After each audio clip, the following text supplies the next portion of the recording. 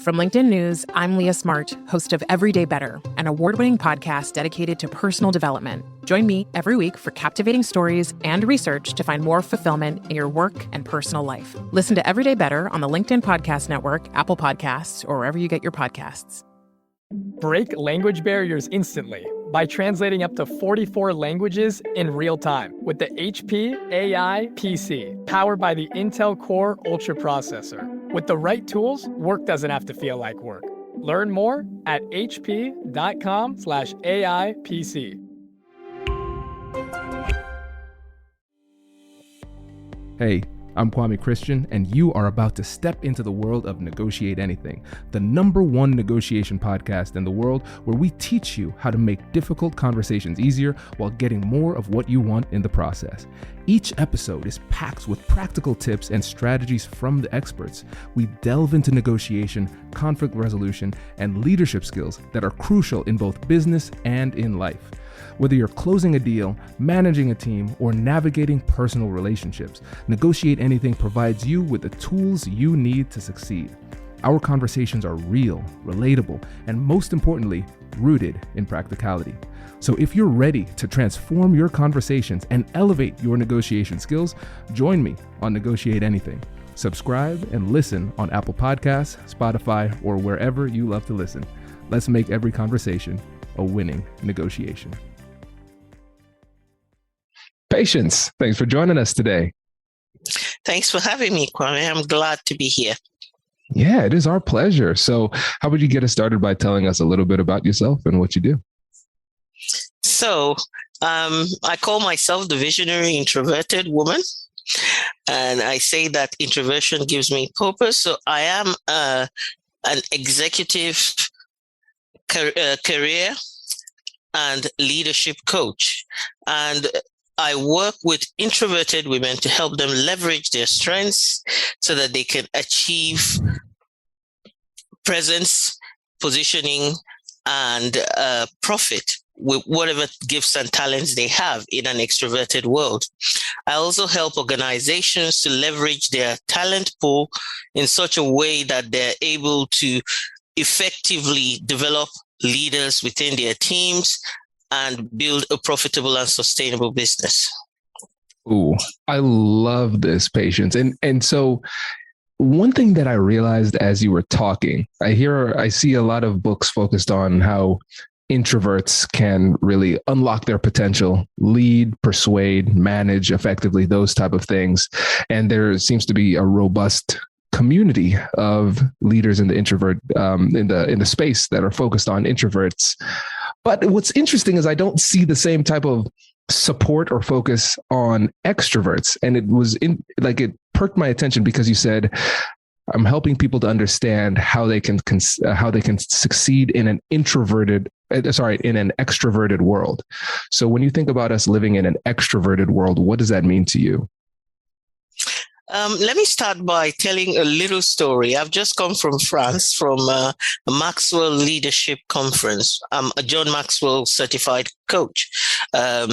Basically, I asked the question, as one of the ambassadors, we had to help people off stage.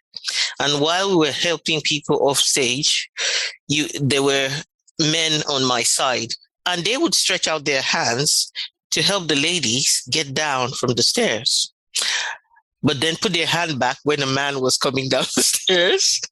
So I said to my colleague, the ambassador, I said, why aren't you helping the men? It's a dangerous step, whoever the person is that is coming, right? But like, well, I don't have an answer to that. But later on, I said to him, really, I want to know, who said that it was not okay to help a man and stretch out your hand for a man? Because I was ready to help everybody. But it felt odd stretching out my hand for a man because they would look at me and go, what exactly are you doing? So what I'm trying to say here is, you've heard the song that says it's a man's world and majority rules. So it's the same thing when it comes to introversion, extroversion. There's something like 55% of the population is extroverted. 45% introverted. So you find that people create things like open office. Open office works brilliantly for extroverts who don't mind external stimulus coming at them like a hose. but for the introvert, that's one of our worst nightmares. You can't control the light. You can't control the sound. It's all open. You can't control the people around you. So your thinking can get impacted by having an open plan office. But that is the norm. That's what save costs. That's what the first thing people think. It's all about interacting. Nobody thinks of the other side. So that's why I'm saying it's an extroverted world. If you're an introvert in that space, you've got to manage your energy. You've got to manage your thinking capabilities so that you can cope and survive in that environment. I love this answer for two main reasons. The first reason is we need to normalize helping men off stage, because as a public speaker, that is one of my biggest fears. I'm like, why are these stairs so small and so steep? If I fall every time, Patience, every time I'm walking up the stairs and walking down, I'm like, this is the time I'm going to fall this time. So I like that aspect of it. But on the other side, I think it's the reason why I asked this question is because I think that people don't realize what kind of world we live in. There was a really famous public speaker who was doing a commencement speech, a graduation speech. And he said there were these fish swimming in the ocean, and one fish goes up to another fish and says, "How's the water?" And the other fish says, "What is water?" Right? It's so ubiquitous around the fish that it doesn't even acknowledge its existence. And when you think about the world that we live in, it's designed in many ways by extroverts for extroverts, and we don't take the time to question it. And so for the listeners of the podcast, I think it's important, if you identify as an introvert, somebody who's more introverted, it's important to recognize that you're not abnormal, or there's not something wrong with you. And a lot of times the resistance that you feel is because the world was designed for extroverts versus introverts. And so we need to develop strategies around that. And then on the other side, if you identify as an extrovert and you don't recognize that this world was designed for your benefit, it helps you to empathize at a higher level with our introverted colleagues. So I think that's a really important place for us to start. Yes, I think so. Yeah. I think it's it's not trying to say introverts are weak. It's not trying to say extroverts are strong. It's not trying to say any of those things. It's just recognizing this is how the world is.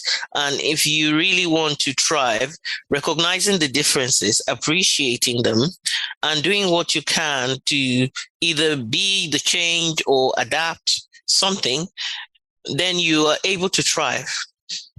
Absolutely. Absolutely. And I know that one of your big focus is introverted leadership.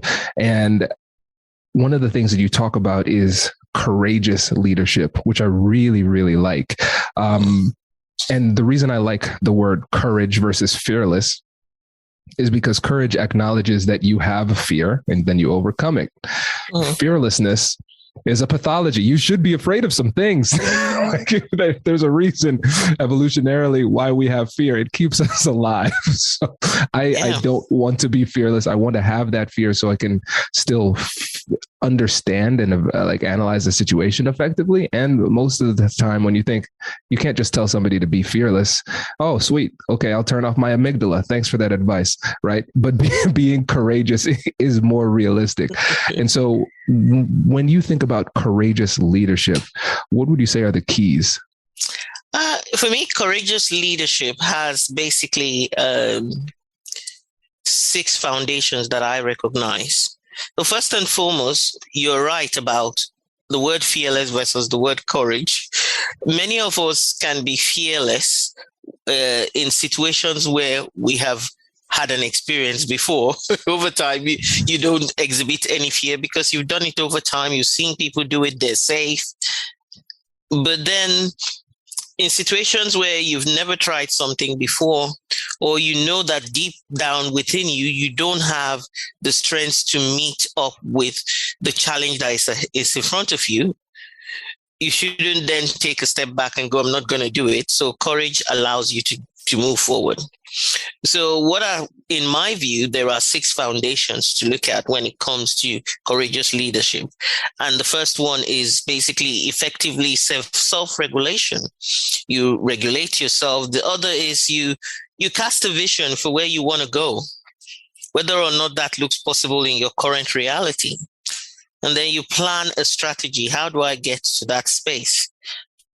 And you decide that you're not going to go alone. It takes courage to go. I think it takes pride to go alone. It takes courage to go with others. Because the truth about it is managing people, directing people is not easy. It's easier to say, I have all the control because everything here is me doing it myself. But leadership is actually about directing people. So that's the number 4, is learning to direct others. The number 5 is equip and empower others, not just direct them. So it's one thing to say, come along with me. It's another thing to say, I leave you to do all these things on your own. And that will empower you. And the last one is you build teams around you to help you accomplish more. Whether you're there or not, you're able to accomplish more because you have people around you. So for me, I think that these are the key factors that are needed for a courageous leader to be able to lead effectively. I love this. So let me run through these. Patience, tell me if I got it down right. So we have self-regulation, we have casting a vision, creating a strategy, directing others, equipping and directing others with the skills that they need to be successful. And then number 6 is building teams around you. All right? Yes. This is really interesting because when I was thinking about courageous leadership, I was focusing on the fear that lives within ourselves about stepping up, speaking up, and having those tough conversations and doing what needs to be done, and maybe overcoming self-limiting beliefs. And I think all of that is encapsulated in number 1. And then number 2 through 6, those numbers are all about having the courage to lead and trust others as you move forward. Am I getting that right? 100%. And this whole thing comes out of my own journey. When I start every year with a keyword. And so last year, one of the keywords I had was my main keyword is the word trust. So I start the year with the keyword and I move on to different keywords as I come across the different ways I want to handle my month or my quarter. But my keyword last year was trust. And it was 1, trusting myself, trusting God, and trusting other people. When I then got to the end of the year, I thought, what's going to be my word for 2020?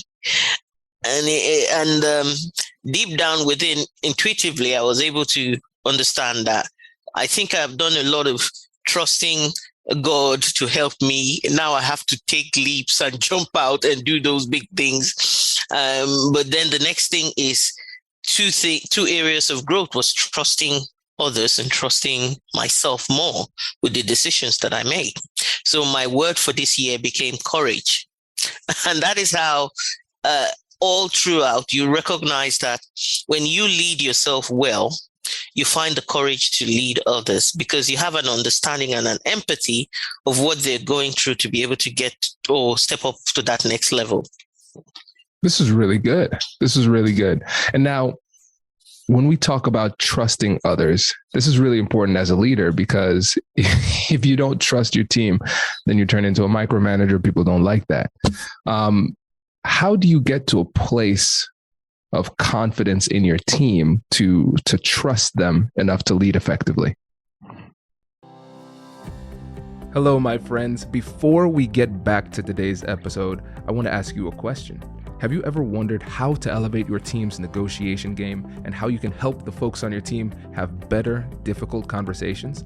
At the American Negotiation Institute, we offer transformative keynotes and workshops tailored to empower professionals with top-tier negotiation and conflict resolution skills. Whether it's a keynote for your next event or hands-on training for your team, we've got you covered. Don't just negotiate. Master the art with the American Negotiation Institute. Click the link in the description to find out more. Elevate, negotiate, and succeed.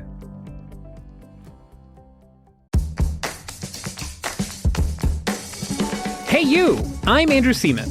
Do you want a new job? Or do you want to move forward in your career? Well, you should listen to my weekly show called Get Hired with Andrew Seaman. We talk about it all, and it's waiting for you, yes you, wherever you get your podcasts. Introducing the HP AI PC, your powerful AI assistant. Easily search through personal files, gain valuable insights, and make smarter, more informed business decisions. Unlock the future of work today with the HP AI PC, powered by the Intel Core Ultra processor. With the right tools, work doesn't have to feel like work. Learn more at hp.com/AIPC.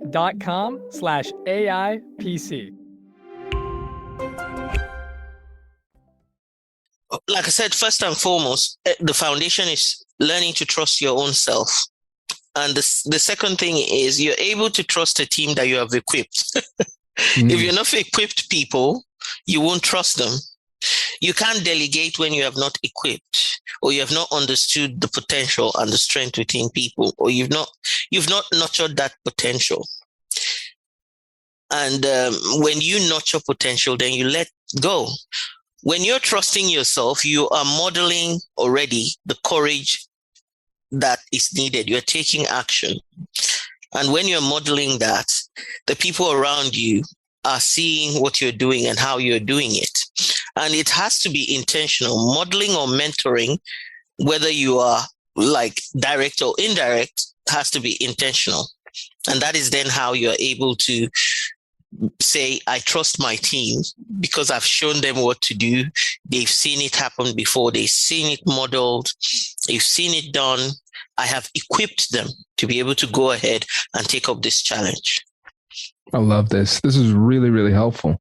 And now when we think about introverted leaders, what is different for them when it comes to how they experience leadership, being in that role, and then when it comes to how they lead? Yeah, so one of the things that I know a lot of introverts, working with introverts, being an introvert myself in the corporate world as well as in the business world, is when people talk about, oh, this person is quiet, so they're not going to be able to talk to people and tell people what to do. That's because many times people think leadership is about telling people what to do. And the truth is, that's not what leadership, like I said, if you equip people and you then trust them to do things, they are able to take responsibility without you telling them what to do. They get on with it. So in terms of introverts, many introverts have said, I'm too quiet, I'm not direct enough, I don't talk to people forcefully, so how do I get people to do things? So it's to understand this other element of you don't have to push people before they do things, and it's to find the courage to actually say, I want to serve. Because some people don't recognize two things about leadership is service and sacrifice. And I know a lot of introverts are also empaths, and they very observant, very, the quietness is all about taking in what's happening around you and understanding whereas the extrovert is very quick to just jump to that next thing. The introvert is probably taking the time to look at what's happening here. Why is it happening? And that makes the introvert a very, very important part of your team, because the things that you miss, they will see. And they can take the lead from a place of service. I will serve in giving you insights that you don't have. So if you need to get some clarity, go to Patience. She's the leader there. So when you see, when I introduced myself, I talked about leveraging your strengths. You step up and say, these are my strengths and I want to leverage them here because I can see the gap in this team. So that is how I'm going to provide leadership, by leveraging my strengths of intuition, of deep thinking, of deep connection that will then help me build a team, things like that. So I believe that introverts, I used to struggle at work in the corporate world because they said, oh, you don't talk much, you don't, but I'm listening in the meetings. And whatever I hear, sometimes when I come up with my own observation, it's like, oh, we didn't think about that. And I'm like, I know you wouldn't, because everybody's. So that's the key thing, is to recognize that you can step up and see a gap and decide to step up, to lead, to direct, to provide some kind of support that will make a difference. I love this. And really what it's sounding like to me, and Patience, you tell me if I'm off on this, it's sounding like one of the keys to leading as an introvert is to acknowledge and recognize your unique strengths, because you have unique values that you bring to the conversation. You have a unique skill set, a unique perspective, and you think differently. And once you recognize that this is something that you bring to the table that a lot of other people don't, it helps you to find that courage to say and do what needs to be said and done. Yeah. And also, I think anybody who is saying, I want to promote somebody, needs to have the courage to also promote an introvert that they think this person is quiet. How would they get the work done? Because many times it's the loud person that is able to sell themselves, that is able to put themselves out there, that is recognized as, oh, yes, they can take charge, they can take authority, they can do it. And it's so hard sometimes for the introvert to then come up with, I can do it too, but I will do it differently. So it's finding that courage to, like you rightfully said, understand what strengths you bring, understand how that strength translates into results, and put yourself forward talking about those results, because you recognize that they are needed and there's a gap there, and you put yourself forward and deliver. I can provide one example. Everywhere I went, I introduced an induction process.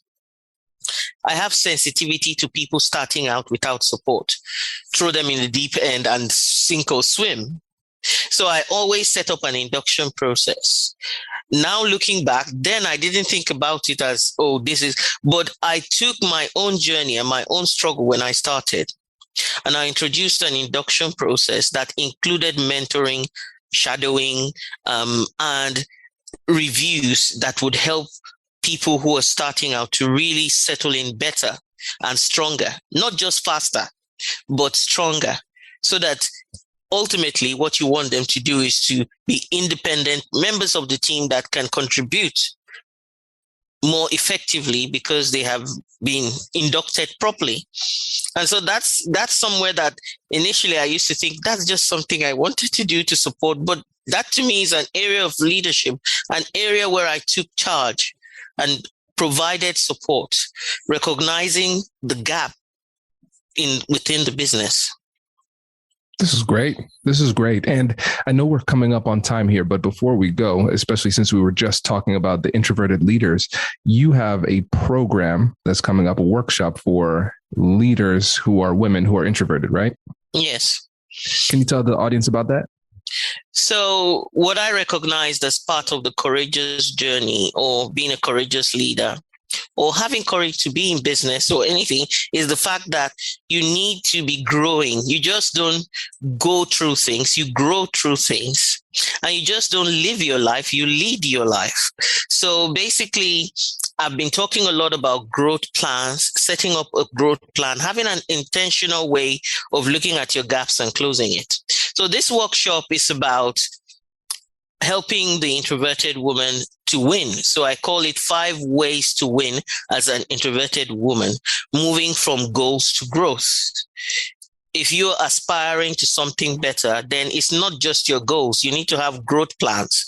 So this is what my workshop is about. I'm running it on the 4th of August, inviting women who want to step up in their career, step up to that next level in their business, to come along and develop at the end of the 2-hour workshop a growth plan that they can take and implement. Oh, this is great. Patience, thanks for sharing that. And everybody, there will be links in the description of this episode if you want to learn more, links to Patience's website and her LinkedIn profile and all that good stuff. Patience, any last words you want to say before we wrap up? I really just want to say thank you for having me, and to say that our world really needs everyone to recognize that you have a responsibility. Therefore, you need to step up and be a courageous leader in your own sphere of influence. Thank you. My pleasure. Thanks for joining us. Really appreciate it. Congratulations! You've just joined an elite club. By listening to a full episode, you're now officially on the Negotiate Anything team. So welcome aboard. What most team members do is they subscribe to the podcast because that allows them to automatically get the latest episodes of the show. The best things in life lie on the other side of difficult conversations. Keep learning, keep practicing, and keep getting better. Your relationships will improve, your career will soar, and you'll have the confidence you need to get the most out of these crucial conversations. Again, thank you for joining the team. We're excited to have you, and I will see you in the next episode. I'll catch you later.